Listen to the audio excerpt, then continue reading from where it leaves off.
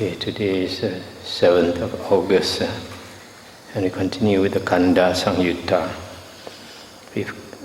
Today we come to 22.89. This sutta is quite interesting and a bit amusing. On one occasion, a number of elder monks were dwelling at Kosambi in Gosita's park. On that occasion, the Venerable Kemaka was living at Jujubi Tree Park, sick, afflicted, gravely ill. Then in the evening, those elder monks emerged from seclusion and addressed the Venerable Dasaka thus. "Come, friend Dasaka, approach the monk Kemaka and say to him, the elders say to you, friend Kemaka, we hope that you are bearing up, friend. We hope that you are getting better. We hope that your painful feelings are subsiding and not increasing, and that their subsiding, not their increase, is to be discerned."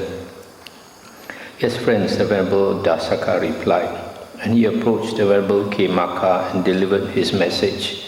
Stop here for a moment. So the elder monks, they send this, must be a junior monk, Venerable Dasaka, to go and send their greetings to the Venerable Kemaka. The Venerable Kemaka answered, "I am not bearing up, friend. I am not getting better. Strong, painful feelings are increasing in me, not subsiding, and the increase, not their subsiding, is to be discerned." Then the Venerable Dasaka approached the elder monks and reported what the Venerable Kemaka had said. They told him, "Come, friend Dasaka, approach the monk Kemaka and say to him, the elders say to you, friend Kemaka, these five aggregates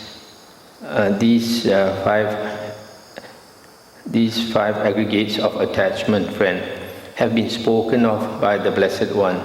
That is, the form or body aggregate of attachment, the feeling aggregate of attachment, the perception aggregate of perception of attachment, the volition aggregate of attachment, the consciousness aggregate of attachment.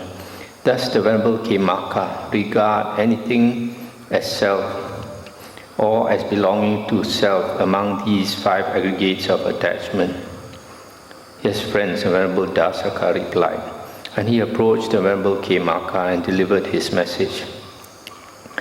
The Venerable Kemaka replied, "These five aggregates of attachment have been spoken of by the Blessed One, that is, the body aggregate of attachment, perception, feeling, perception, volition, and consciousness aggregates of attachment. Among these five aggregates of attachment, I do not regard anything as self or as belonging to self." Then the Venerable Dasaka approached the elder bhikkhus, elder monks, and reported what the Venerable Kemaka had said. They replied, "Come, friend Dasaka, approach the monk Kemaka and say to him, the elders say to you, friend Kemaka, these five aggregates subject to clinging, friend, have been spoken of by the Blessed One, that is, the body aggregate of attachment, the feeling, perception, volition, consciousness aggregate of attachment.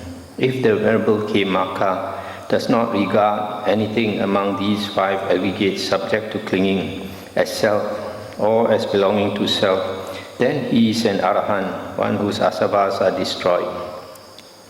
Stop here for a moment. So the Venerable Kemaka, he says he does not regard the aggregates as self or as belonging to self. So they asked him whether he was an Arahant. Not necessarily that he should be an Arahant. He can be a Sotapanna if he has discarded this. If he is a Sotapanna, he would have eliminated Sakaya Ditti, identity view, in which case he does not regard the aggregates as self or as belonging to self. or Sakadagamin or Anagamin. So here they asked him whether he's Arahant. Yes, friends, the Venerable Dasaka replied, and he approached the Venerable Khemaka and delivered his message. The Venerable Khemaka replied, these 5 aggregates of attachment have been spoken of by the Blessed One, that is, the body aggregate of attachment, the feeling, perception, volition, consciousness, aggregates of attachment. I do not regard anything among these 5 aggregates of attachment as self or as belonging to self, yet I am not an Arahant, one whose asavas are destroyed. Friends, the notion I am has not yet vanished in me in relation to these 5 aggregates of attachment, but I do not regard anything among them as this I am. Here is saying that he does not have this Sakaya Ditti. Then the Venerable Dasaka approached the elder monks and reported what the Venerable Khemaka had said. They replied, come friend Dasaka, approach the monk Khemaka and say to him, the elders say to you, friend Khemaka, when you speak of this I am, what is it that you speak of as I am? Do you speak of body as I am, or do you speak of I am apart from body? Similarly, do you speak of feeling, perception, volition, consciousness as I am, or do you speak of I am apart from these aggregates? When you speak of this I am, friend Khemaka, what is it that you speak of as I am? Yes, friends, the Venerable Dasaka replied, and he approached the Venerable Khemaka and delivered his message. And the Venerable Khemaka said, enough, friend Dasaka, why keep running back and forth? Bring me my staff, friend, I'll go to the elder monks myself. Then the Venerable Khemaka, leaning on his staff, approached the elder monks, exchanged greetings with them and sat down to one side.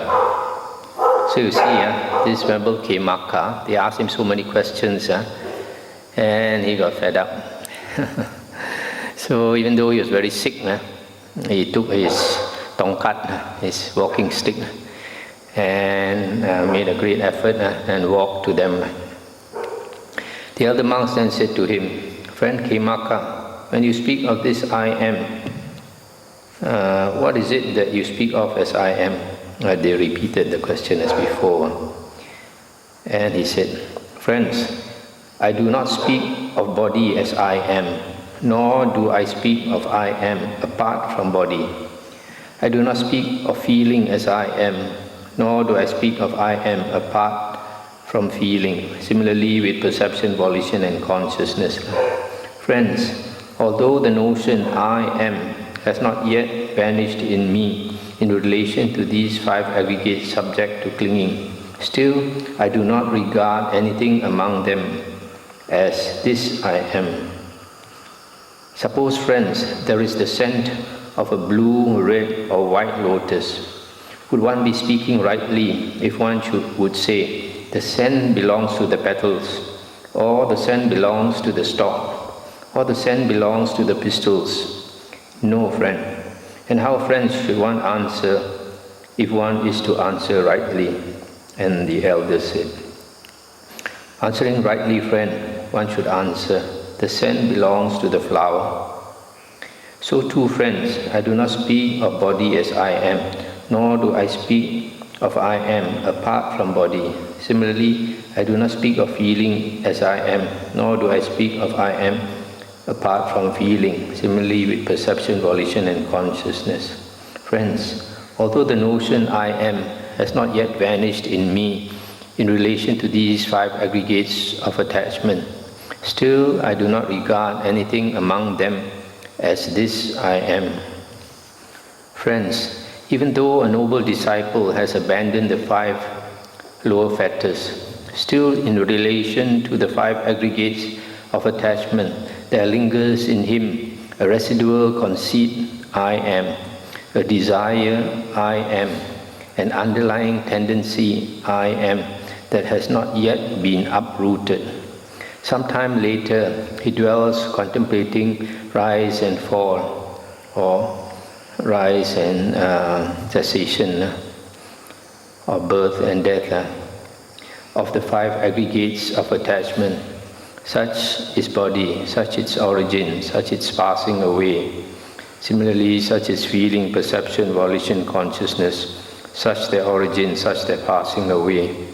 As he dwells thus contemplating rise and fall in the 5 aggregates of attachment, the residual conceit, I am, the desire, I am, the underlying tendency, I am, that had not yet been uprooted, this comes to be uprooted. Suppose, friends, a cloth has become soiled and stained, and its owners give it to a laundryman. The laundryman would scour it evenly with cleaning salt, lye or cow dung, and rinse it in clean water. Even though that cloth would become pure and clean, it would still retain a residual smell of cleaning salt, lye or cow dung that had not yet vanished. The laundryman would then give it back to the owners. The owners would put it in a sweet-scented casket, and the residual smell of cleaning salt, lye, or cow dung that had not yet vanished would vanish. So too, friends, even though a noble disciple has abandoned the 5 lower factors, still in relation to the 5 aggregates of attachment, there lingers in him a residual conceit, I am, a desire, I am, an underlying tendency, I am, that has not yet been uprooted. As he dwells contemplating rise and fall in the 5 aggregates of attachment, the residual conceit, I am, the desire, I am, the underlying tendency, I am, that had not yet been uprooted, this comes to be uprooted. Stop here for a moment.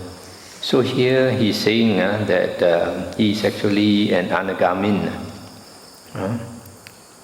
And because he has abandoned the 5 lower factors.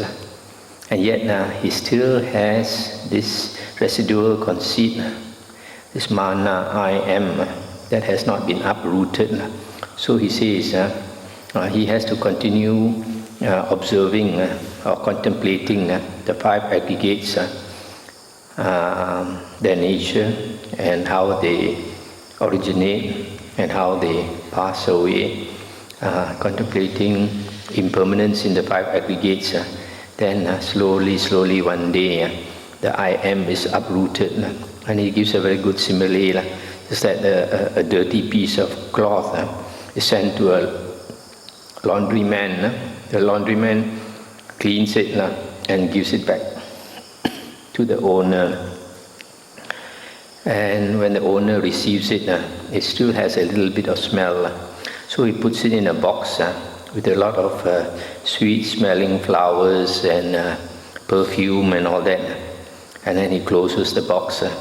And then over a period of time, the cloth would imbibe, would soak up the sweet smell, the perfume, and later its nasty odor would go away. So in the same way, this I am is the nasty odor that slowly will disappear. When this was said, the elder monk said to the Venerable Khemaka, "We did not ask our questions in order to trouble the Venerable Khemaka, but we thought that the Venerable Khemaka would be capable of explaining, teaching, proclaiming, establishing, disclosing, analyzing, and elucidating the Blessed One's teaching in detail. And the Venerable Khemaka has explained, taught, proclaimed, established, disclosed, analyzed, and elucidated the Blessed One's teaching in detail." This is what the Venerable Khemaka said. Elated, the elder monks delighted in the Venerable Khemaka's statement.